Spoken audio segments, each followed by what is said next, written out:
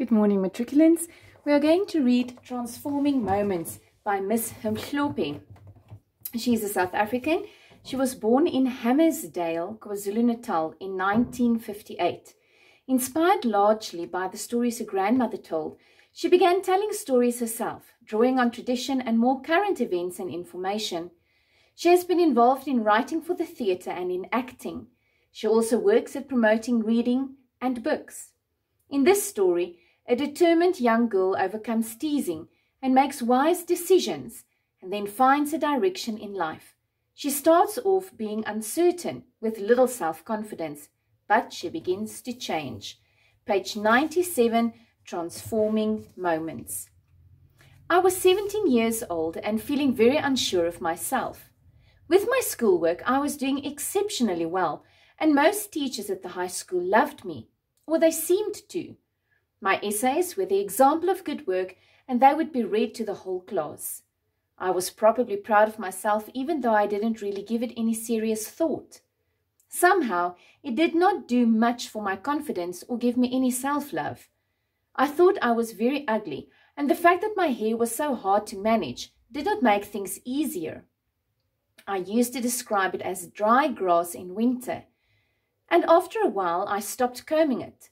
I'd wash it and dry it, get dressed in my black skirt and white shirt, which were not as nice as other girls', and I'd be on my way to school. To top it all, I had knock knees and big feet. I was just ugly and awkward. I hated myself. And I sat in the front desk, Miss Ugly Top of the class. Our school was one of the biggest high schools in the Eastern Cape, and we had a great school choir that simply collected trophies. I remember Bulalwa's voice every time I think of our choir. I used to close my eyes and enjoy listening to her sing. I don't know how many times I wish I had a tape recorder so I could tape her and be sure to listen to her all my life. And I must say, I felt great on those rare afternoons when Bulalwa would come and study with me under the black wattle tree near the teachers' cottages. I loved that spot. And I also remember that Bulalwa stood by me when some girls in our dormitory would tease me about boys. They knew I was not very interested in boys, and they would go on, "But who would want to go out with her? She doesn't even try to look good." I remember this good-looking boy from Port Elizabeth who played rugby. It was half through the year, and he still did not have a girlfriend. He was the star of our rugby team. I knew his name, and I had heard lots about how good he was, but I didn't really know him. I was not one to go to the sports field. I was forever buried in my books. I read all the prescribed books for my year, and then I read any other book or newspaper or magazine. I read love stories by Barbara Cartland, Catherine Cookson. I read James Baldwin. I read so much, you'd think that was the only thing that kept me alive.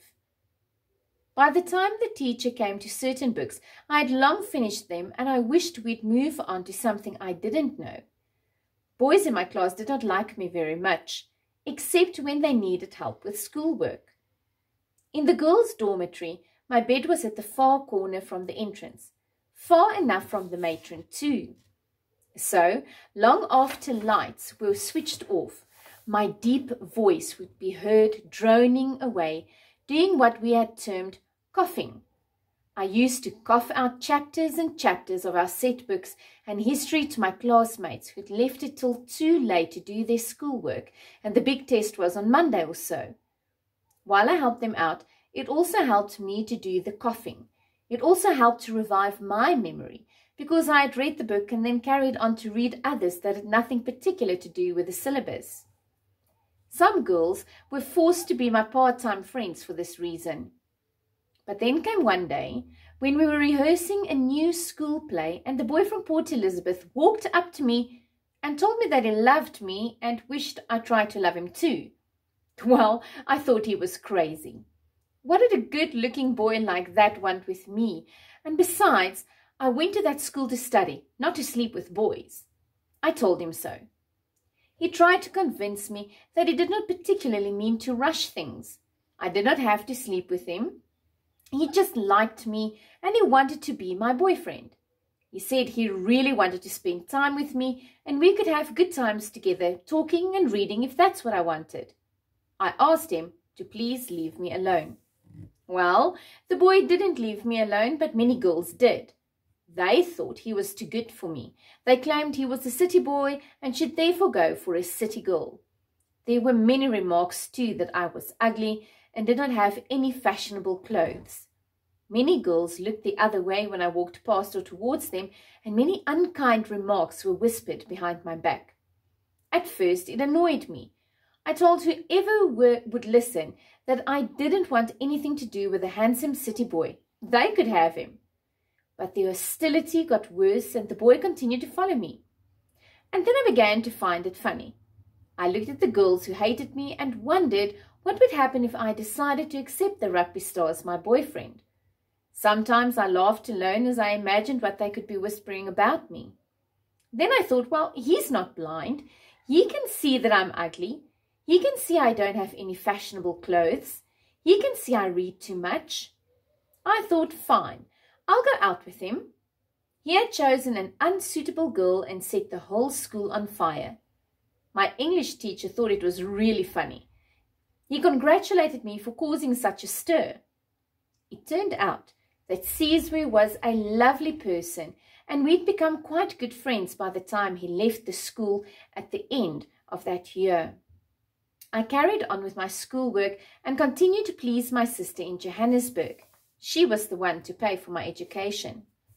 I could imagine her face glowing when she received my good results, and I wished I could see her then.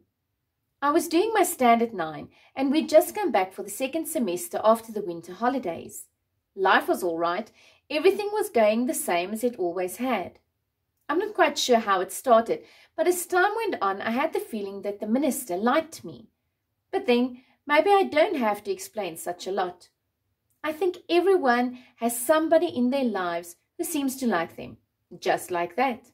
Sure, I was always well behaved in church, and I was one of the 3 girls who cut and arranged flowers for the church vases every Sunday morning. I'd been kicked out of the school choir because my voice was too deep and I was impatiently told to sing tenor with the boys or leave. Everybody had laughed, and I got the general feeling that my voice was not too good. I left. That also added to my Miss Ugly top of the class image. But the minister insisted that I be in the church choir despite my protestations that my voice was ugly. He said my voice was strong and resonant, not ugly. That's the first time I heard the word resonant and liked it, so I joined the church choir. Then there was this Friday afternoon. A group of lazy girls was walking back from school. The winter sun seemed as lazy as we were. We had just walked past the minister's house when a young boy ran up to us. He said the minister wanted to see me. I went with him, and I was about to walk into the kitchen when the minister himself came out and gave me fast instructions that I must go and get my weekend bag packed because he was going to visit his family and I was coming with him. I stood there at the top of the stairs open-mouthed, unable to move or speak. He looked at me and laughed out loud. He told me we had less than an hour to go, so I should run. Without a word, I turned and took the 5 steps in one big jump. Running at the top speed, clutching my books tightly to my chest, I realized that I was not alone in the world. Everyone was staring at me. I tried to pull myself together and put a hand across my lips to hide the big grin. Once in my dormitory, I did not know what to take or leave. I was not exactly used to going on weekends. I quickly got out of my school uniform and into my best dress. I ran to the bathroom to wet my hair a little so I could try to comb it. It was too painful, but I sort of tugged and patted it down with my hand. When I thought it felt better, I went and got my plastic bag with a few necessities for the weekend. Then I realized I'd forgotten my nightie. I jumped to get it from under my pillow. People were following me around, but too proud to ask what was going on, and I was not going to say a word till they asked. Narcissa grabbed me by the arm as I was just walking out the door. "Aren't you going to tell us where you are going?" That opened it up for everyone to ask me questions all at the same time. "I'm going with Father Vigeni to visit his family for the weekend. He said I must run. With that, I pulled my arm free and walked quickly out of the gate. The drive to Oosterlig was relaxing, with the sun setting ahead of us and me dreaming away in the back seat. The minister and his wife sat in front, and they seemed to be at peace with themselves. Mrs. Figeni was a beautiful lady who did not talk too much. Many times in church, I would look at her and wish that some angel would come into the church and ask me what I wanted. I knew exactly what I would ask for. I wanted to be as beautiful as the minister's wife. That night, we went to bed at about 10ish after the evening prayer. I fell asleep very quickly. Maybe I was too tired from all my excitement. But then I was still excited when I woke up the next morning to realize that no bell rang for me to wake up or to go to the dining hall and to go to school. I had a shower and went to help out in the kitchen. I liked the fact that I was not treated like some special guest who couldn't even do the dishes with them. I felt very much at home.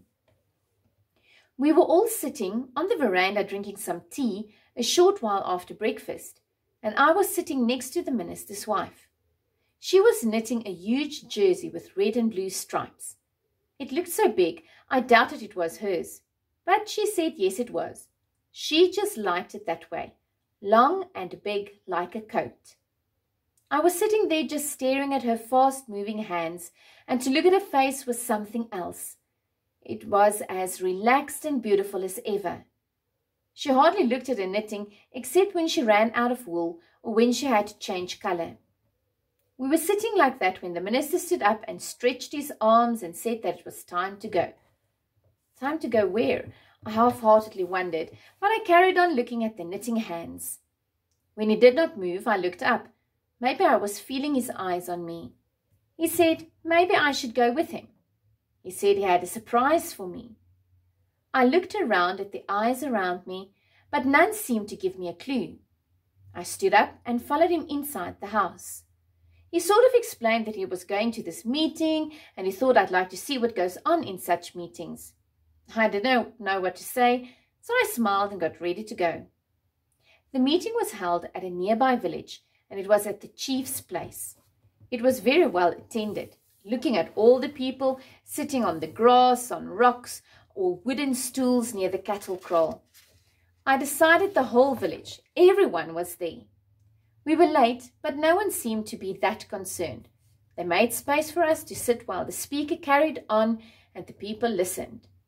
I remember that he was saying something about cattle being allowed to go into the mealie fields at the same time, something like all the people should come to an agreement and this should happen after everyone has finished reaping their crops. It was somewhere along those lines, and more people participated in the discussion that followed. But my problem was that I didn't have much to do with it all. I sat there quietly, trying to be as interested as I could. And then this man, tall with big shoulders and a very dark face, he stood up with a leap, his eyes flashing this way and that, like he was on the alert for something. He wore this beautifully made dark red hat with some beads and a long black feather on it. He had more beads around his neck and waist. Then he had this leather skirt, the front part just above the knees and the back much longer and flowing behind. Also he had this strong-looking short stick, and then the tip was made longer by a white oxtail attached to it. He was holding it in one hand, and in the other he was holding a biggish red, almost blanket-like cloth, thrown casually over his arm. Everyone sat up expectantly when the man stood up. The minister looked at me with a big smile. I think the look in his eyes told me, this is it now, enjoy. The brightly dressed man started by singing the praises of the chief's family and then about the chief's achievements, about the village people, great heroes of the past and of the present. His use of language was pure and flowing, and so were his movements. He leapt forward and hit the ground with his oxtail stick, hardly making a sound. He had some people unconsciously imitating him. He would be praising the one minute, and the next he was reflective and critical. I had heard of Mbongi, a praise poet, but I'd never dreamt that I'd see one in action. I was staring open-mouthed. Even today, looking back, I still don't know exactly how to describe the feeling I had right then. I only remember that when the man had finished and people moved forward to congratulate him, I knew I was too tired to even clap my hands or join in the ululation and whistles. I just sat there and in my dreamy mind saw myself in a kind of similar attire, doing what I had just seen the man do. I made my decision there and then that I was also a praise poet. That was a beautiful moment to think of myself as such. I shook a few people's hands and the minister introduced me to the chief, who thanked him for coming and laughingly asked what I was doing at such a meeting. And then the poet came to greet Father Figeni. After their longish chat, I was introduced to him as a very good student, during which time I was frozen and dumb from disbelief and who knows what else. To feel the poet's hot, sweaty hand holding mine, I felt baptized as a poet too. I think I wanted to say something clever, but all I could do at the moment was smile and fidget with my buttonholes. He went on to talk with other people who called him Trira. It was Monday afternoon, and I was lying on my stomach at my favorite corner under the black wattle trees when I wrote my first poem. I've never had a child, but the great feeling that swept over me was too overwhelming for words. Maybe that's how people feel when they have their first baby. I don't know. I sat up and read it out loud. I liked the sound of my own voice. I liked to hear the poem. I put the paper down and ran my fingers on my face to feel my features. The smile that wouldn't leave my face, my nose, my cheekbones, my eyes, my ears. Everything just felt fine.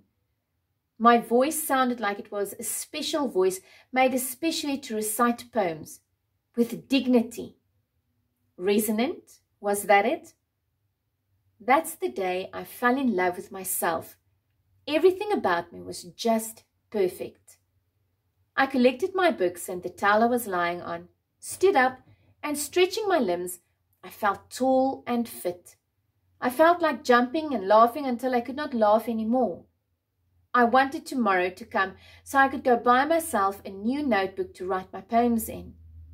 A woman praise poet. I'd never heard of one, but what did it matter? I could be the first one. I knew Father Figeni would agree with me. I couldn't wait to see his face when I read him my poem.